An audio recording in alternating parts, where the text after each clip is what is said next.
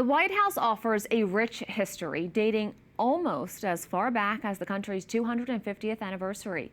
The building that was originally called the President's Mansion or Executive Residence first opened in 1800, and a Catholic immigrant from Ireland played a major role. White House correspondent Owen Jensen reports. Hi everyone, and happy 4th of July weekend to you. Great to see you. The White House you see behind me continues to evolve from when it was first built. At one point, there were greenhouses where I'm now standing. President Teddy Roosevelt got rid of those to make way for the West Wing, right over there. But we'll begin tonight from the very top, going back hundreds of years.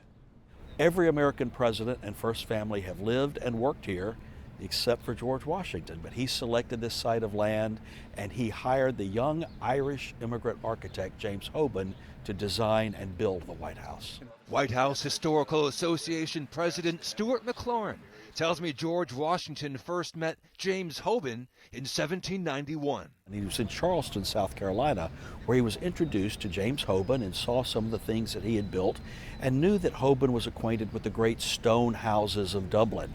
And that's what George Washington wanted. Still not customary in America. We were still largely building with wood and with bricks, but Washington thought a great stone house would be respected in the capitals of Europe, but also not be too much of a palace for Americans.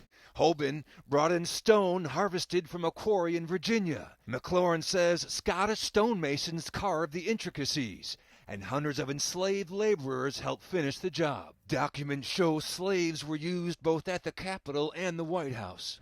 And then Hoban stayed around, and when it was burned by the British in 1814, he and a group of those workers rebuilt the White House just as it was. So here's this young Irish immigrant whose essentially his life's work from 1792 until he died in 1831 was this one building. And the name of his work is known the world over as the White House, but very few people know the name James Hoban.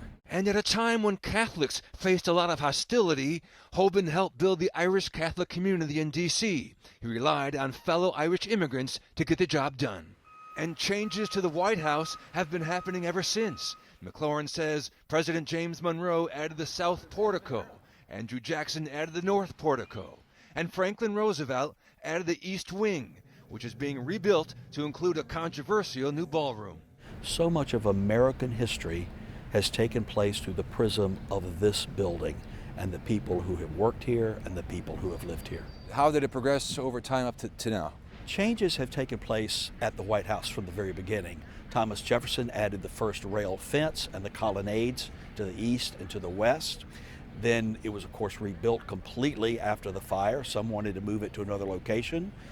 Madison, who was the president at the time, said, no, we will rebuild it as it was, where it was, and so that was done. McLaurin says the White House stands as a place where the president lives and works, and as a museum, it draws nearly 500,000 visitors a year. But when you say the words, the White House, that means something. It's a symbol of American freedom and democracy.